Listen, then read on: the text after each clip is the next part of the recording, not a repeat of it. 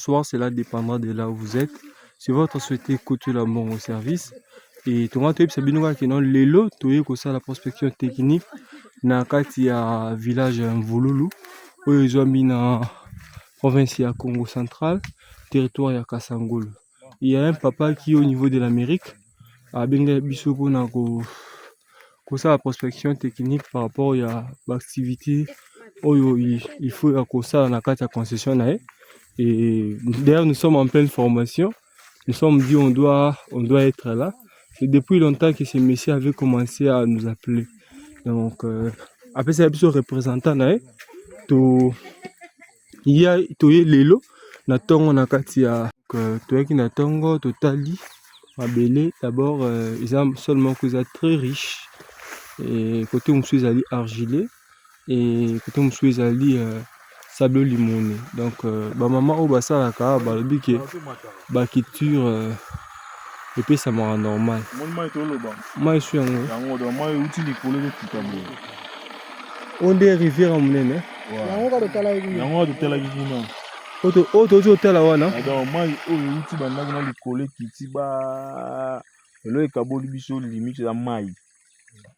Donc so ba étant photo ça on va partir. Je comprends. Moi, c'est ce que je voudrais. Donc, ça dit que oh, il y a des hommes oh, il y a un petit place où on a posé. D'accord. Ils arrivent à moi, mon tant que ça sous terrasse, c'est fond là sous. Donc, place où tout va étant, oui. Ataba 17 ans et que c'est les malins. Pour la profondeur, moi, ils ont ma case. Na vérifié sur pH, excusez.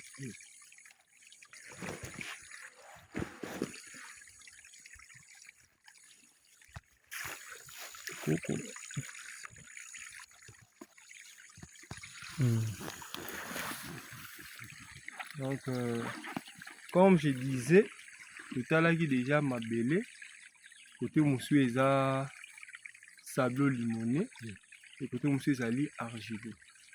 Et tu as déjà bakitiro fait ça les manasolo ezali sable limoné.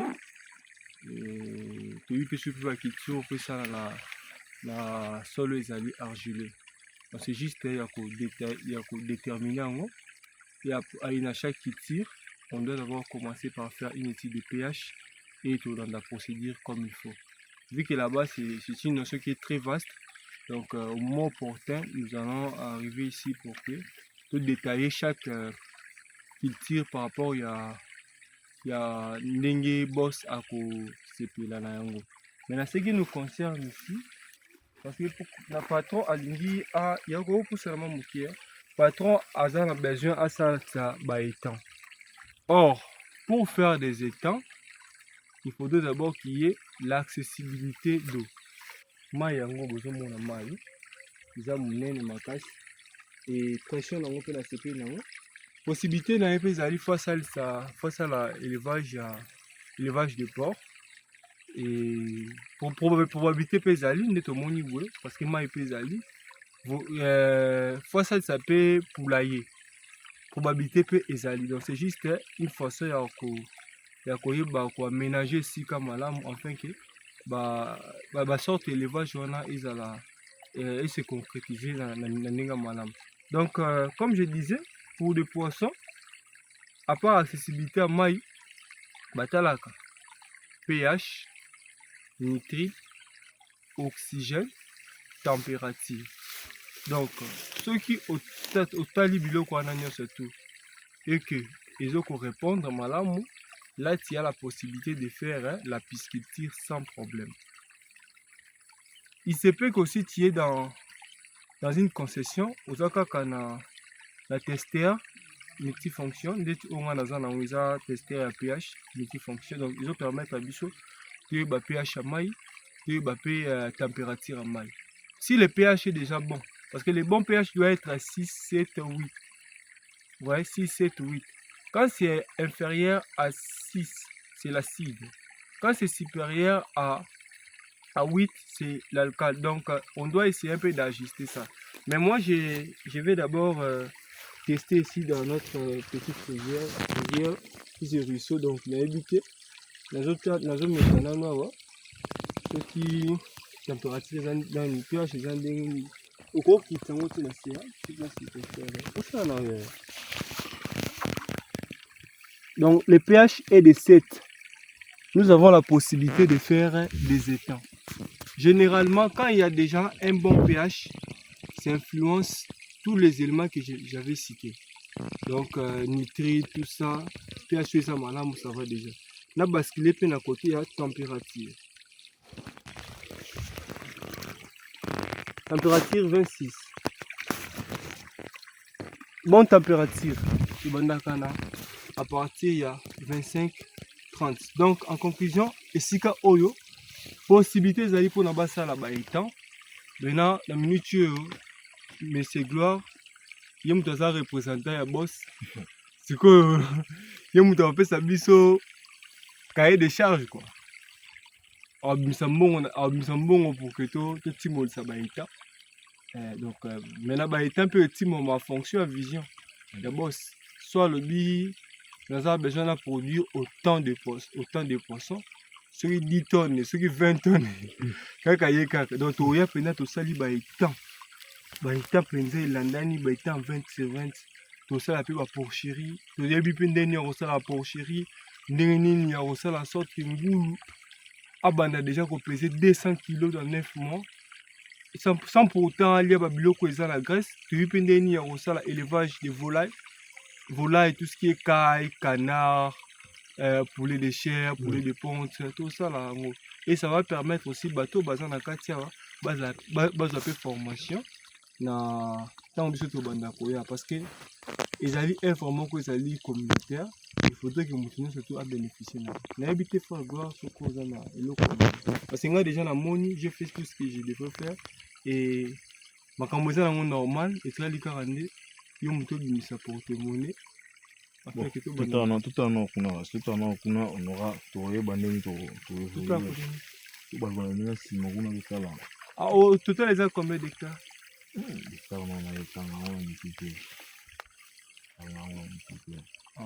Même Mikandé Zali? Si, Mikandé Zali tout complet. Non, on va voir le nombre d'hectares. Là, nous avons M. Gloire. Il nous représenté à Boss. Mais invité M. Gloire, vous avez Bélo il y a de cela combien d'années? Bélo 4 ans. 4 ans? Ouais. Vous savez déjà ni? 4 ans, on avait essayé de faire le jardin. Ici, je été pour là.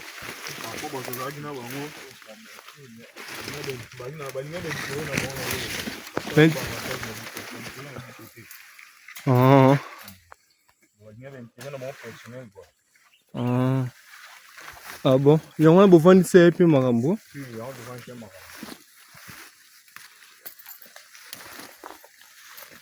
Ce qu'on fonctionne, on a qu'à faire les années.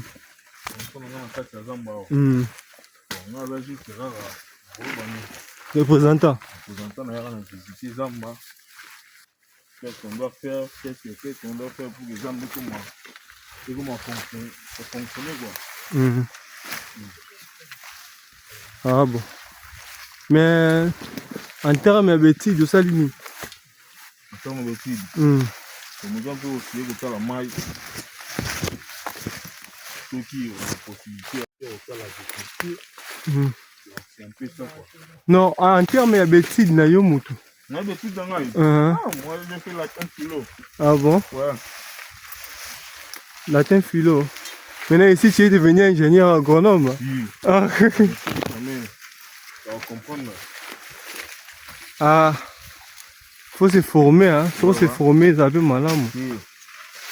Parce que quand tu veux te lancer dans une activité, même si tu n'es pas du domaine, rien qu'en faisant des formations, tu peux arriver déjà à mieux comprendre ce que tu pourrais, ce que les autres font. Hein. Normalement. Et Nazoki, hein. Génial, tout ce que tu as.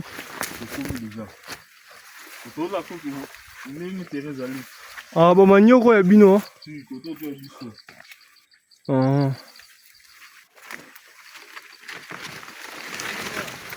Ouais.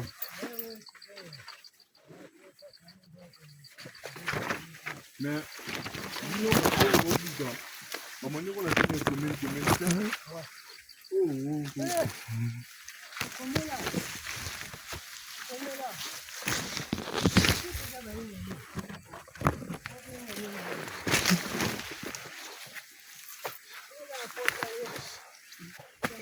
Tu veux avoir mes coups, ouais. Hein, mes cours. Ah, bilan bien. Yo comment on a? Tranquille. Vous travaillez dans mais c'est gloire? Ouais. Ah. Il y a une maniement. Parfait pour vous. Cardinal na mosengo to nani? To ambongo. Ah. Bah ma tu es katinga loboko donc. Ah. Na Kinshasa boyebi ke pondo caoutchouc nelanga ndenge ezala. Mopiko pondo ezala mona 4000. Or bino soki boloni yango côté mosusu mona taba ya bato banzete ekauki. Mais bino bona possibilité ya oteka pondo ya caoutchouc na nelanga. Et récolte pondo ya caoutchouc ça par mois ça les deux fois. Deux fois. Donc voilà. N'habité ingénieur Gloire si tu as quelque chose à dire concernant notre présence. Na on sur tout ça comme étude. Conclusion qu'on peut s'en détenir. Bon, tout ce peu les titres, tout ce peu la présence dans le terrain. J'ai un peu moi, bah maïle monsieur tout ça qui n'a monté à travers Bino et tu vois bah évoluer comment tu vois ça là que pour Zamba ouais ça là exploiter, donc tu es totally ça les études maintenant la photo zone tout ça va cahier des charges tu bah qu'est-ce qu'on va faire qu'est-ce qu'il faut pour les exploiter mais quand même la monde qui est pas amené il y a du sérieux quoi. Il y a du sérieux. On va évoluer, on continue toujours dans Bino, c'est bien que nous avons ça la grâce. On va bien au salam. Ouais. Message nous au pas boss. Bon, Azara na confiance quoi. Et là on est sur les bandes à début puis à la fin. Même si toujours ça ba moyen pour tout mais exploiter le réseau simbaté mais tout les mbaté. Tout peut c'est toujours à ma beaucoup plus courageux ça là. Le espoir peut la souci grave pour maman évoluer dans le calme quoi. Ouais. Sinon moi je vous remercie seulement pour l'accueil. Ndenge boyambi biso toye to sali musa malamu compréhension ezalaki vraiment sur ba point surtout sinon na remercier pe papa na biso. Papa koko se présenter. Bonjour. Bonjour. Kombo nani? Na kombo na papa Mwanza. Papa Mwanza. Ndeka suka pa davin. Tochaka suki pa davin azwi tante ngai pe koto na zanga kate mikolo nyonso na yaka nanga. En tout cas na sepeli vraiment na projet au bozui comme ça bo sale lango pour décourager te comme ça zamba pe évoluer. Ndeti yo sa osala dia ba bilangani awa esimba. Ngai en tout cas bilanga manyoko tosala kana biso et puis bimisa pe. Ebimisa nango prouver kaka moi badi kaka kolia malgré toteka kana biso te isifi kaka libumu kaka ezolia nango problème ezati. Sinon merci beaucoup. Na habité bandeko so boza quelque chose à bakisa. So voilà message au tinda pas boss. Boss après ça vient la confiance. Il désabonne. Il peut bino pe boza pe na confiance na ipe. Maniema. En tout cas 5 ans merci. Mais ba fond peneza bien ceux qui bosala ki jardin lingi sala bien. Banga ba benda ngwa ti koto ta. Ya ba tirasi déjà ça koto nyonso tokata ngo mai déjà tobanda kutu kosokola mai. Siko na dernière minute bato ba changer na mon nationalité. C'est-à-dire que ba linga ba intérêt na bomba za na intérêt makazi. Kolika mukolo muto azuta fond quoi. Azuta moyen pour wana squeeze la raté. On est à la raté, pardon. On est à la raté quoi. Bon, merci beaucoup chers frères et sœurs qui nous suivent de partout à travers le monde via la chaîne Coutu Lambongo Service. Donc nous sommes là pour vous aider de réussir au Congo Kinshasa, surtout la diaspora congolaise qui a été escroquée en plusieurs reprises de différents moyens. Donc Coutu Lambongo Service veut faire un peu faire le travail autrement que ces gens-là donc c'est une société qui n'est pas vraiment parfaite. Qui n'est pas vraiment parfaite à 100% parce que les imperfections ne manquent jamais. Nous sommes des humains, nous travaillons. Mais par rapport au savoir que nous avons, on peut arriver quand même à satisfaire les gens là qui nous contactent. Sinon, chers frères et sœurs, nous vous demandons de s'abonner massivement à la chaîne Abisso Couture dans bon service. Vous aimer, vous partager, vous faire Abisso projet Nabino pour que tu travailles. Biso que pour que tu senga bino bon point tous non. Nous allons travailler et après avoir travaillé, on va gagner notre bénéfice. Donc c'est ce que nous vous demandons.